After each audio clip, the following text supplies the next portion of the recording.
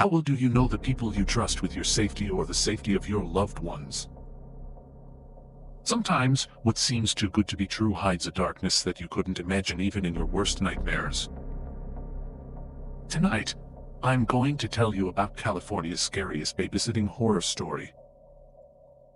Buckle up, it's going to be a wild ride. Jessica wasn't new to babysitting. At 19, she was the go-to babysitter in her neighborhood. Responsible, cheerful, and excellent with kids, she'd built her reputation over 4 years of consistently happy families. So when she got a call from a family in the Hollywood Hills, complete strangers offering her triple her usual rate for one night of babysitting, she jumped at the opportunity. "It's just one night," Sarah, the mother, had said over the phone. Her voice was friendly, but there was an edge to it, as though she was in a hurry. "Our son Max is very sweet. We just need someone reliable. Please, can you come?" Jessica hesitated for a moment. Babysitting for strangers was unusual for her, but the pay was hard to ignore. Besides, the Hollywood Hills sounded exciting, a chance to experience a world far removed from her suburban life. When Jessica arrived at the house that evening, her excitement was quickly overshadowed by unease. The house was massive, a modern glass and marble structure perched high on the hills, with a sprawling yard shrouded by towering trees. Despite its grandeur, it felt wrong. The air was heavy, the silence too pronounced. Even the golden light of the setting sun seemed dimmer here. Mark and Sarah greeted her at the door, their smiles warm but strained. Mark, a tall man with a booming voice, looked as though he hadn't slept in days. Sarah, elegant and poised, kept glancing over her shoulder as she spoke. Gave her a quick tour of the house, emphasizing the high-tech security system. "Just press this button if you need help," Mark said, pointing to a sleek panel by the door. Jessica nodded, though she couldn't imagine needing it. Max, their 7-year-old son, seemed shy but polite. He waved a small hand and quickly retreated to the living room, where he was immersed in building an intricate Lego castle. Before leaving, Sarah handed Jessica a list of instructions and a thick stack of cash. "Thank you," she said, gripping Jessica's hand tightly. "Please keep a close eye on Max. Special." She hesitated, then added, "And don't open the front door for anyone. No matter what." Jessica's stomach tightened at the unusual warning, but she nodded. The couple drove away. The house seemed to exhale, settling into a silence so complete it was unsettling. The evening began uneventfully. Jessica made Max his favorite dinner, mac and cheese, and they spent an hour playing Monopoly, his soft giggles easing her initial unease. By the time she tucked him into bed at 8:30, she was starting to feel comfortable in her surroundings. Maybe the house wasn't as creepy as it had seemed at first. But as the clock ticked closer to 9 p.m., the house, which had felt large and luxurious earlier, now felt oppressive. Every creak of the floorboards echoed through the empty halls, and the wind outside rattled the windows like ghostly fingers tapping on the glass. Jessica was scrolling through her phone on the living room couch when she heard a faint creak from upstairs. Froze, her breath hitching. "Just the house settling," she whispered to herself, trying to shake off the chill that crept up her spine. Then came another sound, louder this time. It was a thud, followed by the faint sound of footsteps. Jessica's heart raced. "Max," she called out, her voice trembling. No response. She hurried upstairs, her footsteps careful and quiet. Peeking into Max's room, she found him sound asleep, his small chest rising and falling peacefully. Jessica let out a breath she didn't realize she'd been holding. Maybe she was imagining things. As she turned to leave, something caught her eye. A shadow darted across the hallway, quick and silent. Jessica's blood ran cold. She stood frozen, staring into the darkness, but saw nothing. Jessica returned to the living room, but the unease stayed with her. She kept glancing over her shoulder, certain she wasn't alone. The house felt alive, its shadows shifting and stretching in unnatural ways. The occasional creak of the floorboards sounded deliberate, like someone or something was moving. At 9:30, Jessica heard a whisper. Faint, almost indistinguishable, but unmistakably her name, Jessica. Her stomach dropped. "Who's there?" She called, her voice shaking. The whisper didn't come again, but she felt eyes on her, unseen but piercing. By 10 p.m., the whispers had escalated. They came from different parts of the house, overlapping. Jessica tried to distract herself by scrolling through her phone, but her hands were trembling too much to hold it steady.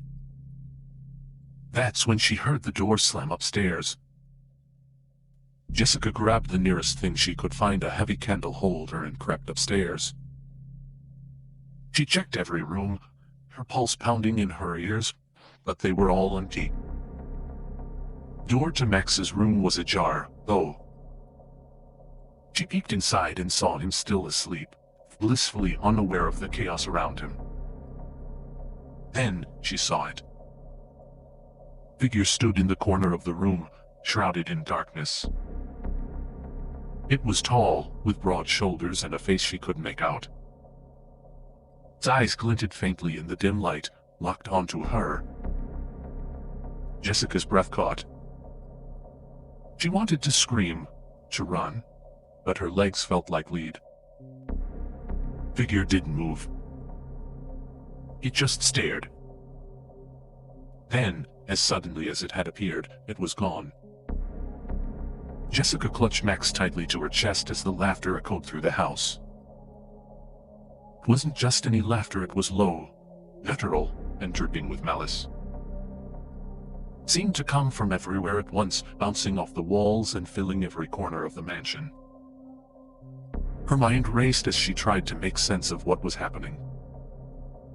The front door refused to budge, the back door was jammed, and the windows seemed sealed shut. It was as if the house itself had conspired against her escape. The air grew colder, and a suffocating weight pressed down on her chest. The mansion, once a hollow shell of luxury, now felt alive, an entity that thrived on her fear. She whispered to Max, "We're going to play a game, okay? Stay very, very quiet, and don't come out until I tell you." The boy nodded, his small hands trembling as she guided him into a closet under the stairs. Jessica knelt, holding his face gently. "No matter what you hear, stay here. Promise me." "I promise," Max whispered, his wide eyes glistening with tears. Jessica forced a reassuring smile, though her insides felt like they were unraveling. She shut the closet door and turned to face the darkness of the house. The laughter had stopped. The silence was worse. It was the kind of silence that made every nerve in her body scream. Jessica crept through the hallway, gripping the heavy candle holder like a lifeline. Her flashlight beam flickered weakly, cutting through the oppressive shadows but revealing nothing. Then, the footsteps started. Slow, deliberate, and unnervingly close. Jessica whipped around, her flashlight trembling in her hand. The footsteps stopped. Her breathing was shallow, her pulse deafening in her ears. "Who's there?"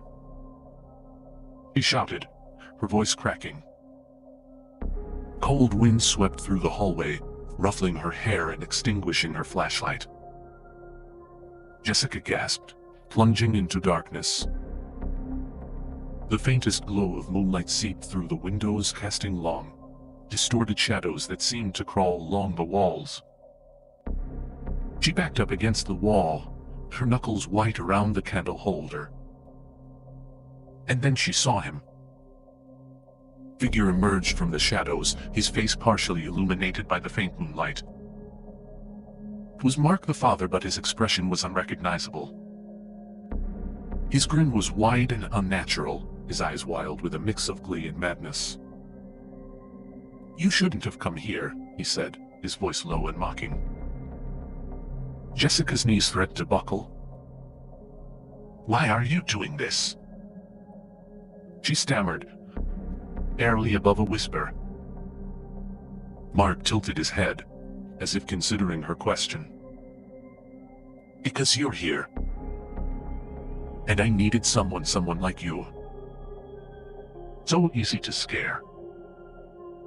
His grin widened. "More fun that way." Took a step closer, and Jessica bolted. She ran blindly through the house, her bare feet slapping against the cold marble floors.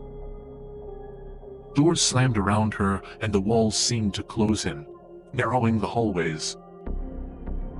She could feel Mark's presence behind her, his slow, deliberate footsteps echoing in her ears.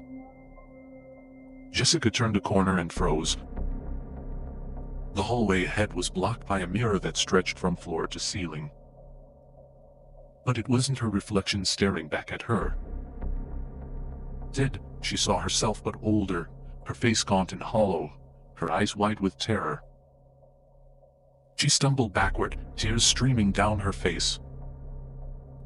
"Jessica!" Mark's voice sang out, closer now.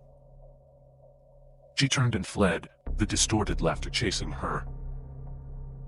Jessica's lungs burned as she burst into the living room. Her mind was clouded with panic, her thoughts a chaotic whirlwind. She had to get Max. She had to get out. But how?